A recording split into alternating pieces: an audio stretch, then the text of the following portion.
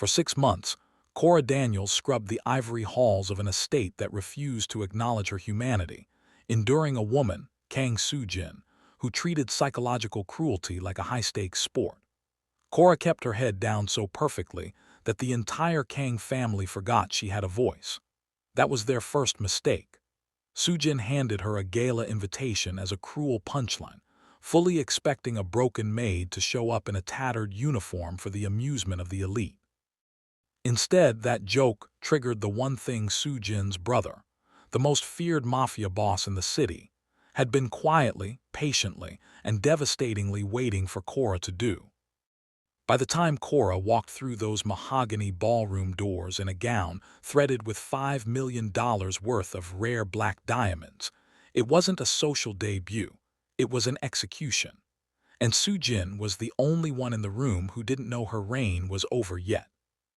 Welcome. Before we continue, please hit that like button, subscribe and comment with your city so I can see how far this story travels. Now, let's dive in. The alarm hissed at 4:30 a.m. Kora never slept past it, not because she was eager, but because survival in the Kang mansion had taught her that being late carried a cost her dignity could no longer afford to pay. She was on her feet before the silence broke, her body moving into her gray uniform, a second skin she wore specifically to disappear inside. She checked herself once in the cracked mirror above the basin. No stray hairs, no unpolished shoes, nothing Sujin could use as ammunition before breakfast. Kora thought she understood the rules of this house. She had no idea the game had already changed. The Kang estate had 22 rooms and marble floors so white they reflected Kora back at herself, small, distorted, and kneeling in bleach water while the world slept. She had the order memorized, foyer first always.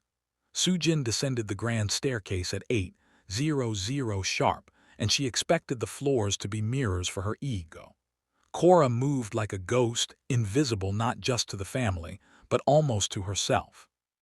She was scrubbing the lower banister on a Tuesday when she felt the atmospheric shift, a change in pressure that preceded only one person in this house. She did not look up. She kept her hands moving, but every nerve in her body went still. Kang Minyi was there, watching from the shadows. She had figured out the sisters' cruelty in week 1. The boss she still hadn't figured out, and in a house built on secrets that terrified her more than anything else. The bleach was a sharp, biting reminder of Kora's reality. Every morning at 5:00 a.m., the scent of it filled her lungs, a chemical shield against the opulence of the Kang estate. To the world outside the iron gates, this mansion was a palace of dreams. To Kora, it was a vast, cold museum of marble that she was tasked with keeping pristine for people who looked through her as if she were made of glass. She knelt on the foyer floor, her hands submerged in the stinging water. The rhythm was hypnotic: dip, ring, scrub, repeat. The marble was so polished it acted as a cruel mirror, reflecting a distorted version of herself, a young black woman in a utilitarian gray uniform, her strength hidden under the guise of servitude. In these early hours, Kora wasn't a person. She was a tool, an extension of the mop and the bucket. She had learned the geography of this house by the ache in her joints. 17 rooms, each one a testament to the Kang family's untouchable wealth, and she knew every corner where dust dared to settle. As the sun began to bleed through the floor-to-ceiling windows, the bronze accents of the grand staircase caught the light.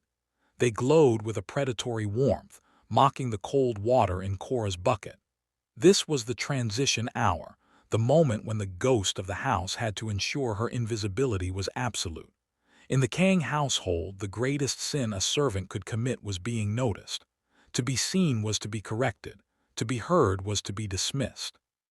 Kora had mastered the art of the silent step, moving through the private halls like a shadow that left only the scent of lemon polish in its wake.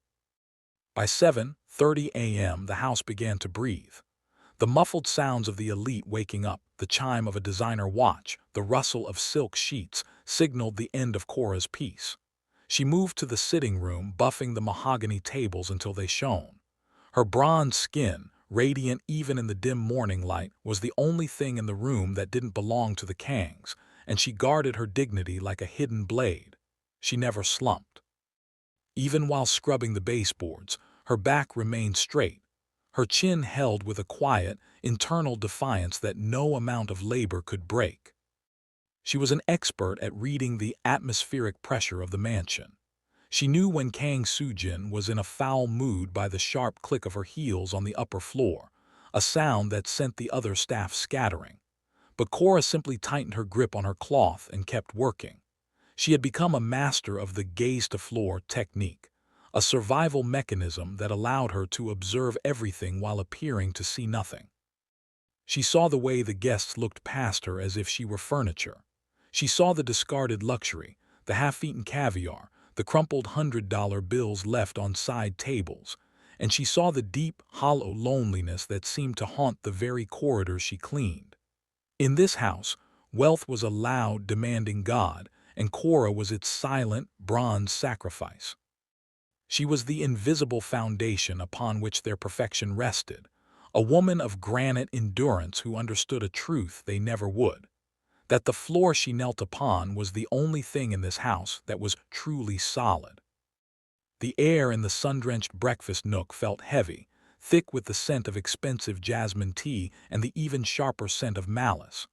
Kora was polishing the silver service on the sideboard, her movements rhythmic and precise, a silent machine in a gray uniform.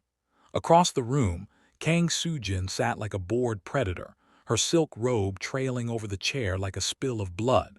She wasn't alone.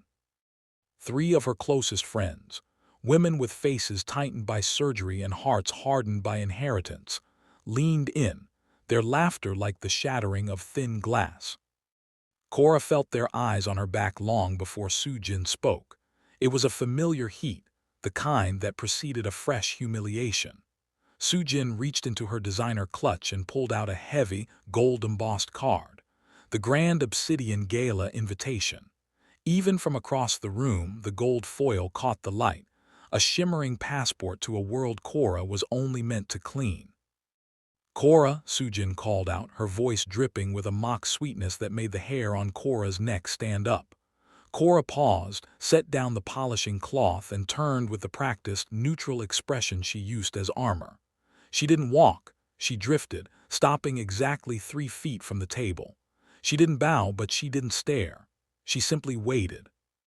"The theme this year is the foundation of power," Sujin said, sliding the invitation across the marble tabletop until it teetered on the edge.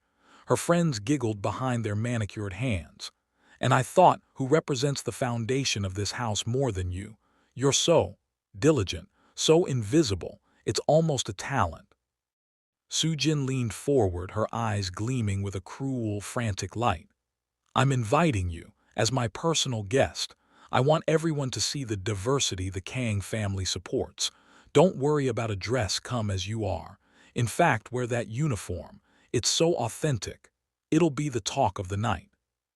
The silence that followed was suffocating. Kora looked down at the invitation. It was a trap, a public execution disguised as a gesture of inclusion. They wanted a mascot to laugh at between sips of vintage champagne.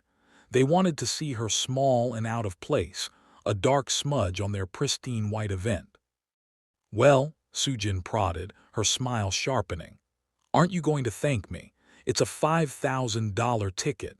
Most people in your position wouldn't see the inside of that ballroom in 3 lifetimes." Kora reached out, her fingers steady as she took the gold-edged card.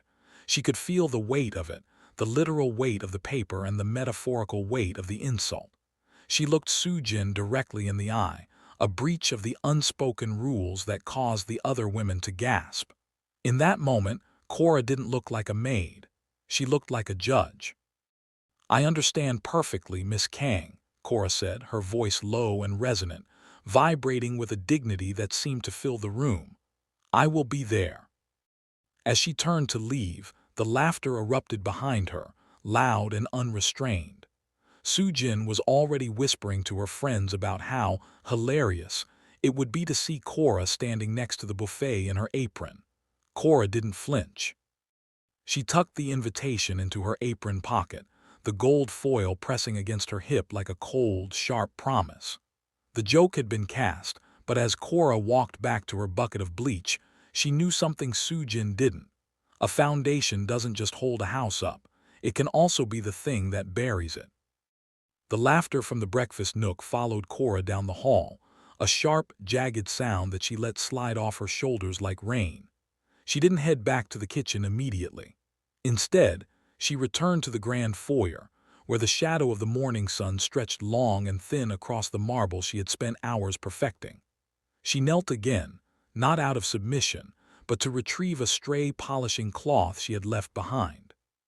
She didn't see him, but she felt the shift in the air. It was a subtle drop in temperature, a thickening of the silence that signaled she was no longer alone. High above, on the dark mahogany balcony that overlooked the foyer, Kang Min-yi stood as still as a statue. He was a man defined by his silences, a shadow that governed the city's underworld with a lethal, quiet intelligence. Most people in the house avoided his gaze, fearing the cold calculation they might find there. But Kora simply continued her work, her movements steady and deliberate.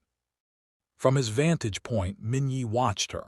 He didn't see a maid, he saw a fortress. He had watched his sister try to break Kora for months, the petty insults, the extra chores, the soggy invitation tossed like a piece of trash. He had waited for the moment Kora's spirit would finally fracture, but it never happened. Instead, he saw the way she carried herself when she thought no one was looking, the straightness of her spine, the way her hands never trembled, and the flash of ancient, unyielding pride in her eyes. He watched her pick up the cloth and stand. She didn't scurry away like the other staff. She paused for a single heartbeat, looking at her own reflection in the floor she had scrubbed. In that moment, she wasn't looking for flaws in the marble. She was checking the armor of her own expression.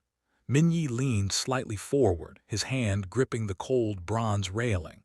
He had spent his life surrounded by people who bowed out of fear or greed. Kora bowed to no one, even when she was on her knees. He had seen the joke his sister had played this morning. He had heard the mockery in the breakfast room. Sujin thought she was setting a trap for a victim, but Min-yi knew his sister was merely handing a match to a woman made of dry timber. He liked the way Kora's bronze skin caught the light, making her look like a sculpture of a goddess misplaced in a house of cardboard villains. Kora turned to head toward the servants' quarters, and for a fleeting second her eyes flickered upward toward the balcony. She didn't startle when she saw the silhouette of the boss. She didn't look away in shame. She gave a single, almost imperceptible nod, a recognition of one power acknowledging another, and then she vanished into the shadows of the hallway. Min-yi remained on the balcony long after she was gone, the faint scent of her lemon polish and bleach lingering in the air. A slow, dangerous smile traced his lips.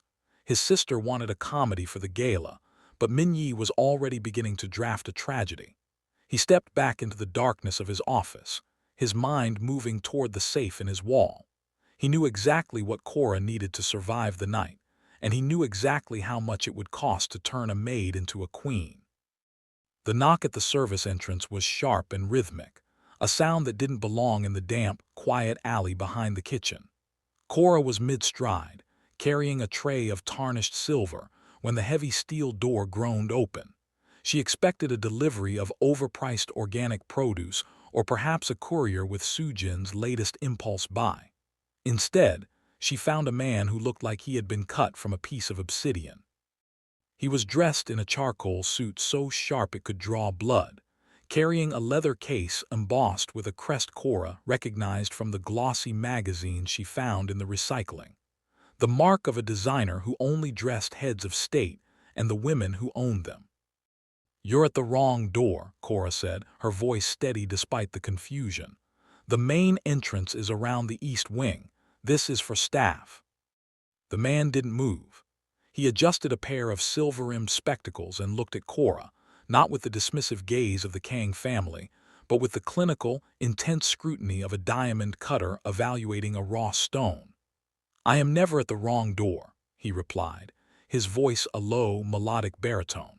He stepped inside without being invited, the scent of expensive cedar and French lavender momentarily drowning out the lingering smell of bleach. Kora set the silver tray down with a deliberate clink. "Mr. Kang is in the study. Miss Sujin is in the solarium. I'll fetch the butler." "I am not here for them," the designer said, opening his leather case to reveal a set of measuring tapes made of gold-threaded silk and a sketchbook filled with silhouettes that defied gravity. "I was told there was a woman in this house with the bone structure of a queen and the spirit of a warrior. A woman who needed a second skin for a very specific execution." Kora's heart hammered against her ribs, a frantic rhythm she refused to let show on her face. She thought of Min-yi on the balcony, his silent, watchful shadow. "I don't understand." "You don't have to," he whispered, stepping closer. He pulled a tape measure taut.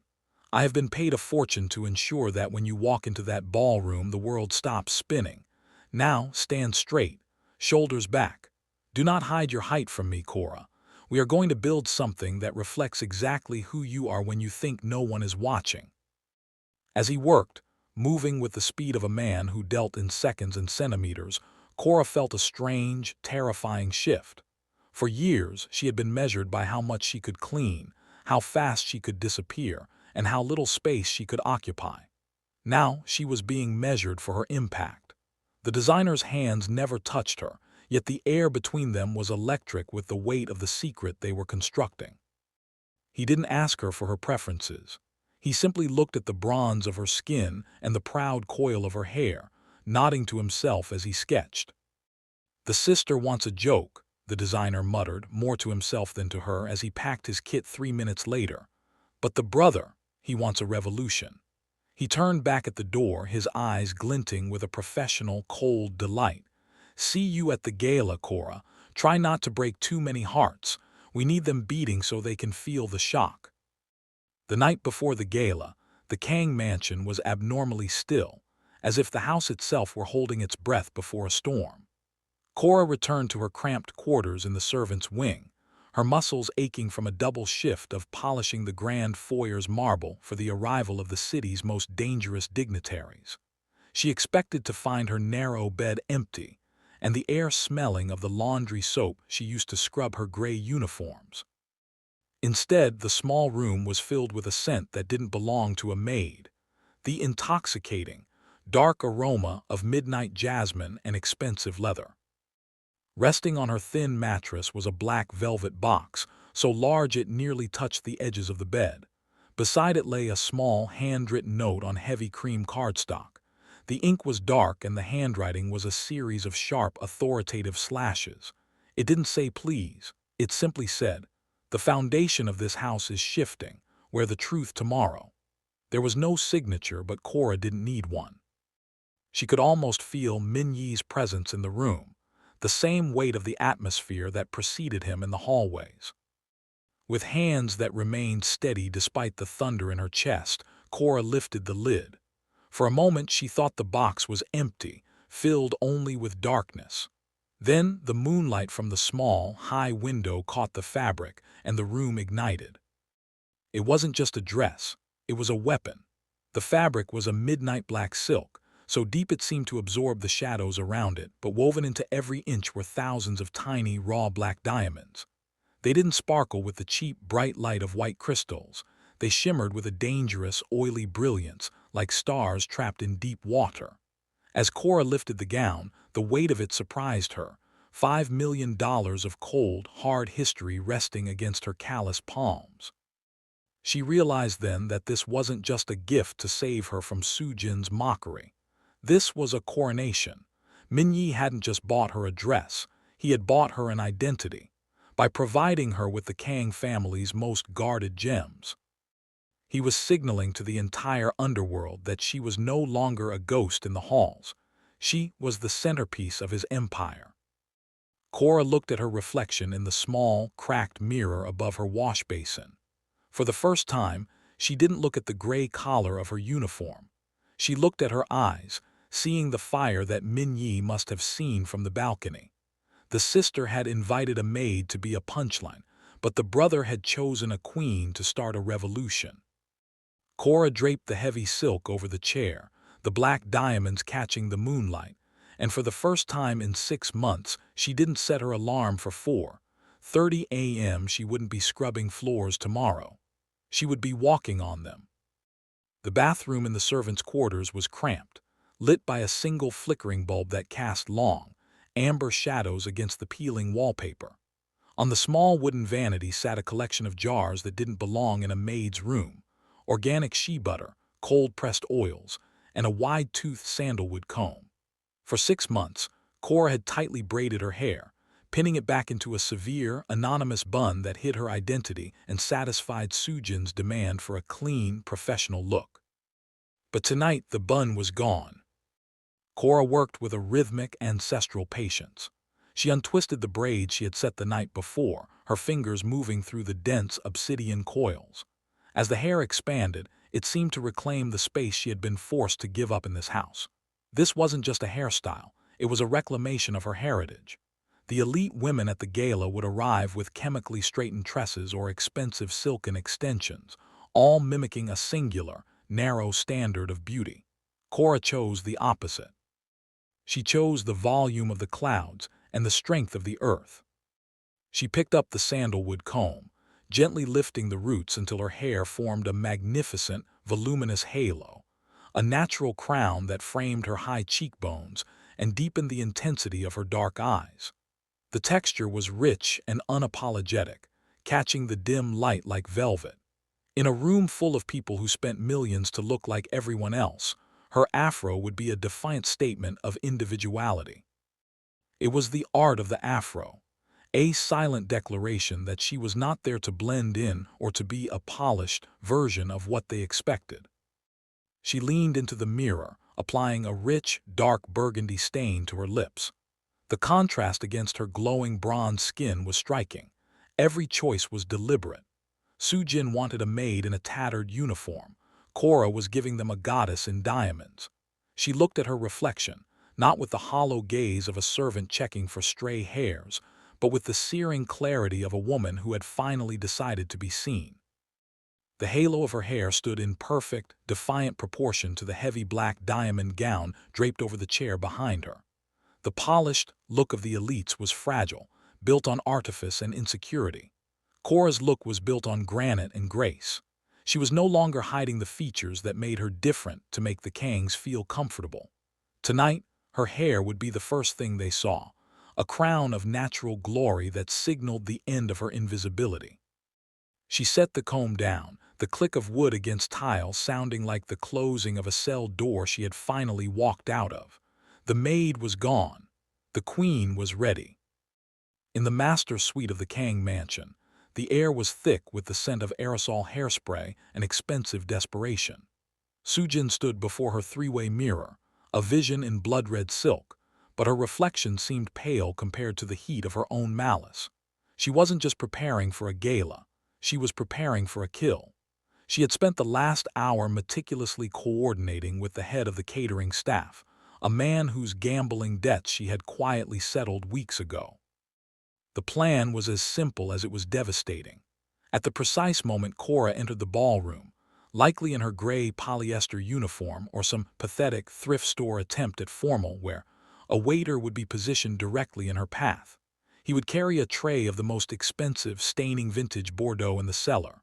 A stumble, a heavy splash, and the maid would be drenched in dark, purple liquid, looking like a wounded animal in front of the most powerful people in the country.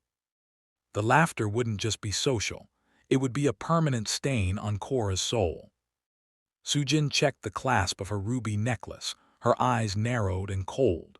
She wanted to see Kora's eyes fill with tears as she stood in the center of the marble floor, dripping and humiliated. She wanted to hear the whispers of the elite as they watched the servant try to scrub the wine from her clothes with her bare hands, instinctively falling back into the role of a cleaner. It was the perfect punchline to the joke she had started in the breakfast nook. "Make sure the wine is room temperature," Sujin had whispered into the phone earlier. "I want it to soak into the fabric immediately. I want her to smell like a common drunk before she can even say hello." She imagined the social media posts, the blurred photos of the Maid disaster trending in the underworld group chats. It would be a lesson to anyone who dared to think that a uniform was just a piece of clothing rather than a cage. She adjusted her gloves, a sharp, satisfied smile cutting across her face. She didn't care about the gala's charity theme or the business alliances being forged. To Sujin, the evening was about maintaining the hierarchy of the world. She needed Kora to be small so that she could feel tall. She needed Kora to be filthy so that her red silk could look pure. As she stepped out of her room, the click of her heels sounded like a countdown. She was so focused on the trap she had set for the maid that she failed to notice the silence coming from her brother's wing of the house. She had no idea that, while she was planning to drench a gray uniform in wine, Minyi had already replaced the uniform with diamonds that could cut through her red silk like a knife. The trap was set, but as the limousine pulled away from the estate, the only thing Sujin was truly preparing for was her own spectacular fall. The heavy, armored door of the obsidian black limousine swung open with a hiss that seemed to cut through the humid night air. The Grand Obsidian Gala was in full swing, a gauntlet of flashing bulbs and high society chatter, but as Kora's heel met the red carpet, the atmosphere underwent a violent shift. This wasn't the tentative step of a maid out of her element. It was the arrival of a predator reclaiming her territory. Kora emerged from the vehicle like a dark celestial event. The black diamonds on her gown didn't just catch the light, they seemed to consume it, creating an oily, dangerous shimmer that made the surrounding white-tie tuxedos look like cheap costumes. Her hair, that magnificent natural halo, stood proud and unyielding, a crown of obsidian silk that demanded a level of respect the elite usually reserved for bloodlines and bank accounts. For 4 agonizing seconds, the paparazzi froze. These were men who had seen every starlet, every heiress, and every mafia princess in the hemisphere, but they had never seen a woman who wore $5 million worth of diamonds as if they were a secondary thought to her own internal fire. The silence was so absolute you could hear the distant clink of champagne flutes inside the ballroom. Then, as if a single nerve had been struck across the crowd, the world erupted.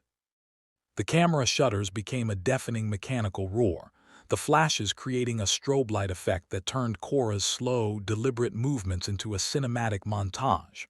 "Who is she?" The shouts began, rising in a frantic crescendo. "Over here, look this way." They scrambled over the velvet ropes, desperate for a single frame of the woman who had just eclipsed the entire Kang family legacy. Kora didn't stop to pose. She didn't offer a practiced, plastic smile. She walked with a calm, regal pace, her eyes fixed on the grand mahogany doors ahead. Every step was a silent strike against the months she had spent scrubbing the very floors she was now about to walk upon as an equal. The silver diamond clutch in her hand was a small, brilliant spark against the dark depth of her gown. Minimal, expensive, and a final, subtle middle finger to anyone who expected her to look like a charity case. She could see the security detail at the entrance, men she usually bypassed through the service door, standing at stiff attention, their eyes wide with a recognition they couldn't quite place. She was the ghost they had ignored in the hallways, now manifested as a goddess of the underworld. As she reached the top of the stairs, the massive doors began to swing inward, revealing the golden glow of the ballroom. Kora took a single, deep breath, the scent of midnight jasmine and triumph filling her lungs. The paparazzi were still screaming behind her, their flashes illuminating her back like a supernova, but Kora was already looking ahead. The joke was over. The execution had begun. The double mahogany doors of the ballroom didn't just open, they surrendered. As Kora stepped into the golden haze of the gala, the orchestral music seemed to hit a physical wall, tapering off into a confused, discordant hum. 500 of the city's most powerful people, men who traded in blood and women who traded in secrets, turned as one. The silence that followed was heavy, a 4-second vacuum where the only sound was the soft, rhythmic clinking of black diamonds against each other as Kora walked. Across the room, Kang Soo-Jin was at the height of her glory. She stood surrounded by her circle of socialites, a glass of vintage Bordeaux held delicately between her fingers, her eyes scanning the entrance for the punchline she had been promised. She was already leaning toward her friends, a mocking comment perched on her lips, waiting for the gray polyester uniform of a maid to appear and ruin the aesthetic of the evening. Then she saw her. The glass didn't just slip, it seemed to jump from Sujin's hand as her entire body went rigid. The deep red wine splashed violently across the marble floor, a dark, spreading stain that mirrored the sudden collapse of her composure. She didn't even notice the liquid ruining the hem of her own red silk gown. Her eyes were fixed on the shimmering, oily black brilliance of the dress Kora was wearing. It wasn't just the beauty of the woman that stopped Sujin's heart. It was the recognition. She knew those diamonds. They were the Obsidian Tears, a legendary collection of raw black stones that had belonged to the Kang matriarchs for 3 generations. They were kept in a vault that required 2 keys and a level of authority Sujin herself had been denied for years. To see them woven into a masterpiece and draped over the body of the woman she had forced to scrub her toilets was a shock that felt like a physical blow to the chest. That's her, one of Sujin's friends whispered, her voice trembling with a mix of awe and terror. Sujin, isn't that your maid? Why is she wearing your family's history? Sujin couldn't answer. Her mouth was open, her breath coming in shallow, jagged gasps. The joke had backfired with the force of a grenade. Kora continued her approach, her calm, regal expression never wavering as she walked directly toward the center of the room. She passed the spilled wine without a glance, her obsidian-haloed head held high. The room began to murmur, a low, rising tide of disbelief. The hierarchy of the Kang mansion had been inverted in a single breath. Sujin gripped the edge of the buffet table, her knuckles white, her pride bleeding out onto the floor along with the wasted wine. She had invited a maid to be a mascot for her amusement, but as Kora stopped in the center of the golden light, Sujin realized she hadn't invited a victim. She had invited a successor.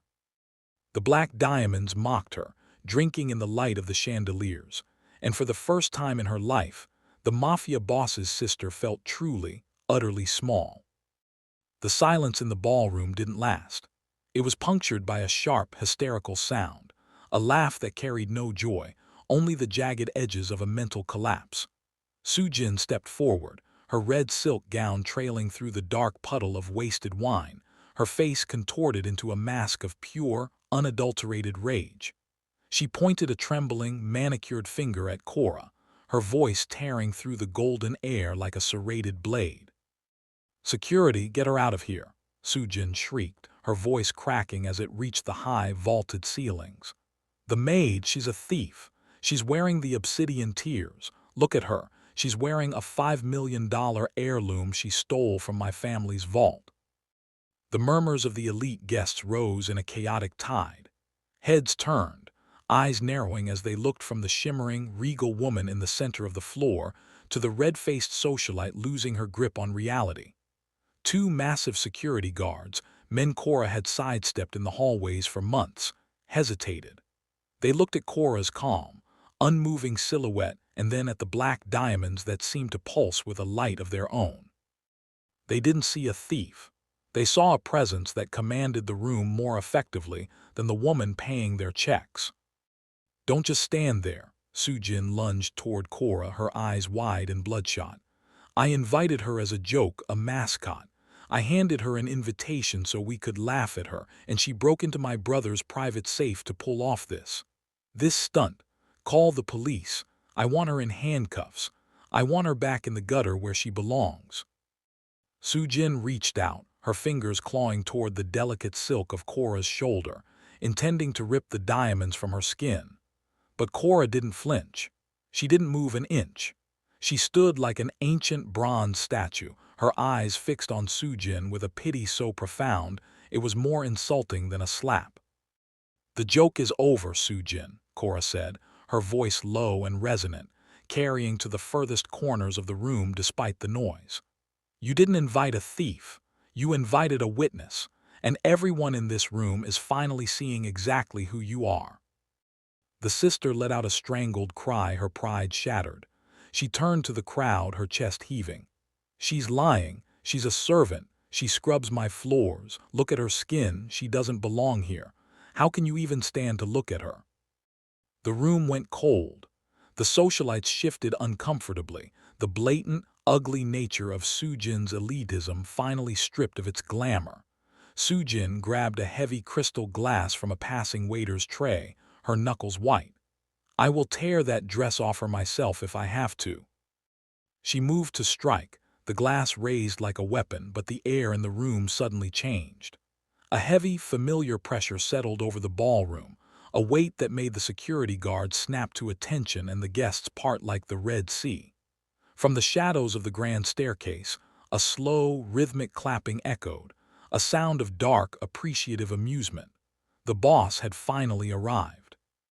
The rhythmic clapping was slow, deliberate, and echoed with a finality that made the very air in the ballroom turn to ice. The crowd, previously a chaotic swarm of whispers and pointed fingers, parted like a physical wound. From the velvet shadows of the grand staircase, Kang Min-yi emerged. He didn't rush. He didn't need to. Every step he took on the marble floor he owned felt like a heartbeat. He moved with the terrifying grace of a predator who had finally decided the hunt was over. Sujin froze, the crystal glass still raised in her hand like a jagged weapon. Her face, flushed with the heat of her tantrum, drained of color the moment her brother's eyes locked onto hers. Those eyes were unreadable, deep, cold pools of obsidian that mirrored the diamonds Kora was wearing. "Brother," Sujin's voice was high and frantic, lacking its usual bite. "You're just in time. This girl, this maid you hired, she's stolen the obsidian tears. She's standing here in our family's history mocking us. Tell the guards to take her. Tell them what happens to people who touch what belongs to the Kangs." Min-yi didn't look at the guards. He didn't even look at his sister. He walked straight toward Kora, who stood her ground with the same unshakable dignity she had maintained while scrubbing his floors at 5:00 a.m. The room held its collective breath as he reached her. For a heartbeat, the silence was so absolute that the flickering of the candles in the crystal chandeliers seemed audible. Then Min-yi did something that shattered the social hierarchy of the city forever. He didn't call for the police. He didn't call for a lawyer.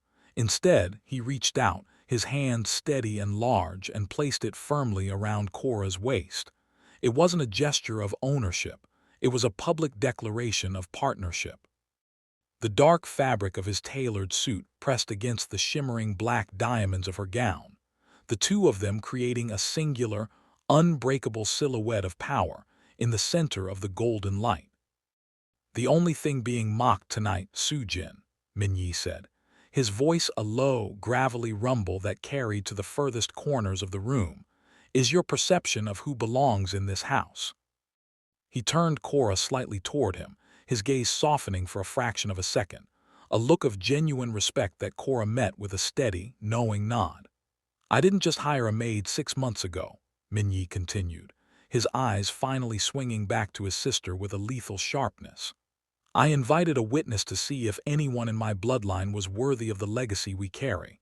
You invited her here as a joke, hopping to see her small. But I chose her because she is the only person in this room who understands that true power isn't inherited. It's forged in the fire of resilience." He pulled Kora closer, his arm a protective barrier against the glares of the elite. "She didn't steal those diamonds, Sujin. I gave them to her, because the obsidian tears belong to the queen of the Kang syndicate, and as of tonight, that seat is no longer vacant." The room erupted into a fresh wave of shock, but Min-yi remained still, his hand warm against Kora's side. The maid was gone. The boss had spoken. And the world was finally beginning to understand that the foundation of the Kang Empire had just been rebuilt in bronze and black diamonds. The air in the ballroom had grown so thin it felt as though it might shatter. Sujin stood paralyzed, her fingers still twitching as if they could claw back the reality that had just been stripped away. She looked at Min-yi, her brother, the man who had bankrolled her life of leisure and cruelty, and saw a stranger.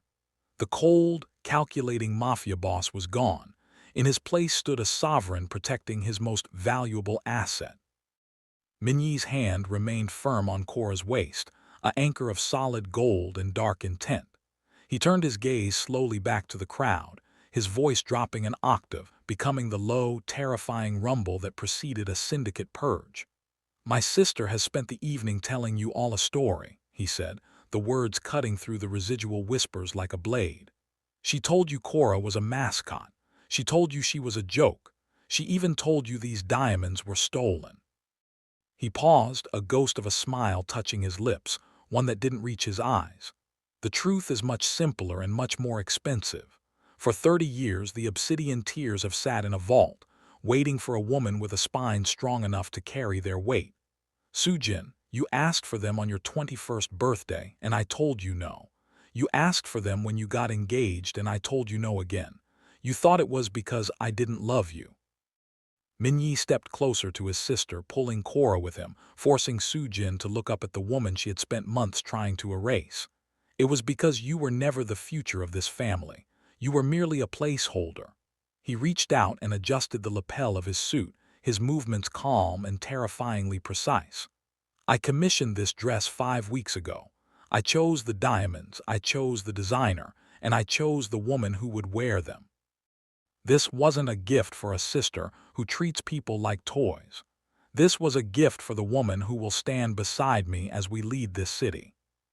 The revelation rippled through the guests like a physical shock. The socialites who had laughed at the breakfast table now looked at the floor, unable to meet Kora's gaze. Sujin's face went from pale to a sickly, mottled gray. Her arrogance, the very foundation of her identity, was crumbling. She had invited Kora to witness her triumph, but she had inadvertently presided over her own funeral. "You wanted everyone to see who the foundation of this house truly was," Minyi said, his voice now a quiet, lethal whisper that seemed to echo in the sudden silence. "And you got your wish. The foundation is standing right here, and she is no longer cleaning the floors, Sujin. She is owning them." Kora looked at Sujin, her expression one of calm, unyielding grace. She didn't need to speak. The $5 million worth of diamonds reflecting the light into Sujin's tear-filled eyes said everything. The price of Sujin's arrogance wasn't just the loss of a dress or a reputation. It was the loss of her place in the only world she had ever known. The silence that followed Minyi's declaration was not empty. It was a vacuum, pulling the oxygen out of the lungs of every socialite and syndicate member in the room. Sujin stood trembling, her red silk gown now looking like a cheap imitation of the power she thought she wielded. She reached out, her fingers searching for the edge of the mahogany table as if it could steady her world, but it was too late. The foundation had already turned to dust. Minyi didn't raise his voice. He didn't need to. The quietness of his tone was far more lethal than any scream. He looked at his sister with a clinical detachment, the way one might look at a flawed piece of inventory that had finally been written off. "You spent tonight trying to make Kora a joke," he said, his hand remaining possessively, protectively, on Kora's waist. "But in doing so, you proved to this entire room that you are the only one here who doesn't understand what it means to be a Kang. We are built on iron, Sujin. We are built on the ability to recognize strength and the wisdom to respect it. You are built on the noise of your own vanity." He stepped closer, forcing Sujin to retreat until her back hit the cold marble of a pillar. "You have embarrassed our name. You have treated this house like a playground and its people like disposable toys. For 6 months, you bullied a woman who was 10 times the person you will ever be. You thought you were showing her her place, but all you did was show me yours." Minyi signaled to his head of security, a man who had stood by the Kangs for 2 decades. The guard stepped forward, his face a mask of iron. "As of this moment," Minyi announced, his voice carrying to the very back of the ballroom, "Kang Soo-Jin is no longer a member of this syndicate. Her accounts are frozen. Her titles are revoked. She is no longer permitted to carry the name she has spent her life tarnishing." A gasp rippled through the elite. To be stripped of a name in their world was a death sentence. It was the removal of protection, the deletion of status, and the end of a life of luxury. Sujin's eyes went wide, a single tear tracking through her perfect makeup. "Brother, please," she whispered, her voice finally breaking. "You can't do this. I'm your blood." "Blood is just a liquid, Sujin," Minyi replied, his eyes narrowing. "Loyalty and character are what make a family. You have neither." He turned back to Kora, his expression softening into something like reverence. "Kora has more right to this name than you ever did. She earned her place through fire. You lost yours through a joke." He didn't wait for her to respond. He didn't wait for her to beg. With a single, sharp nod, he gave the order. The security guards stepped in, their movements silent and efficient. They didn't drag her. They simply occupied the space around her, guiding her toward the exit.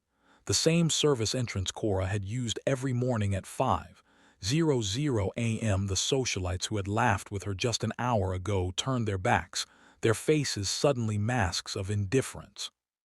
In the underworld, there is no room for the fallen.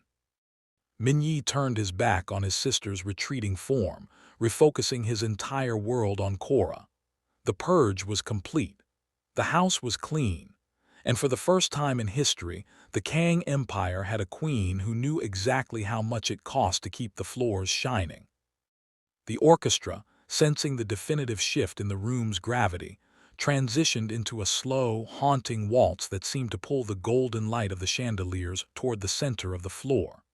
Minyi didn't ask. He simply tightened his hold on Kora's waist and led her into the open space. For 6 months, Kora had navigated these floors with a mop and a bucket, mapping every inch of marble while keeping her eyes on the ground. Now, for the first time, she looked at the room from the height of a queen, her hand resting on the shoulder of the most dangerous man in the city. As they began to move, the thousands of black diamonds on her gown caught the light in a rhythmic, oily shimmer, creating the illusion that she was a shadow dancing through fire. Minyi moved with a protective, quiet authority, his eyes never leaving hers. In this shared space, the rest of the elite world, the gasping socialites, the stunned businessmen, the cameras still flashing at the periphery, faded into a dull, irrelevant blur. There was only the weight of his hand, the scent of midnight jasmine, and the cold, hard reality of the diamonds that finally belonged to her. In the background, the heavy mahogany doors at the far end of the ballroom began to close, but not before a final, jagged image seared itself into the memory of everyone present. Kang Soo-Jin, the woman who had once treated the world as her personal stage, was being guided out through the narrow service corridor by 2 iron-faced guards. She didn't leave through the grand entrance where the paparazzi waited. She was being funneled through the same damp, bleach-scented hallways Kora had scrubbed at dawn. The red silk of her dress snagged on a service cart, a final, pathetic mark of her fall from grace. As the door clicked shut behind her, the last remnant of the old regime vanished. "You're not trembling," Minyi whispered. His voice, a low vibration that only Kora could hear. "I spent 6 months learning how to stand still while the world tried to move me," Kora replied, her voice steady and resonant. "I'm not going to start shaking now." Minyi's smile was faint, almost invisible, but it carried a warmth that the Kang mansion had never known. He spun her gracefully, the black diamonds drinking in the light as they glided over the very marble she had polished with her own hands. The irony wasn't lost on her.